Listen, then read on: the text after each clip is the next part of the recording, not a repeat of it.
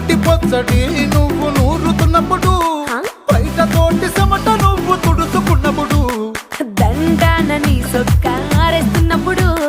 నీ ఒంటి వాసన తెగ గుర్తొచ్చినప్పుడు, రెండు చేతులెత్తి జుట్టు ముడిసినప్పుడు, జండు కత్తుకొని పడుకున్నప్పుడు, అలసిపోయి నువ్వు ఆవలించినప్పుడు, వచ్చుండై ఫీలింగ్స్ వచ్చి వచ్చి చంపేస్తుండై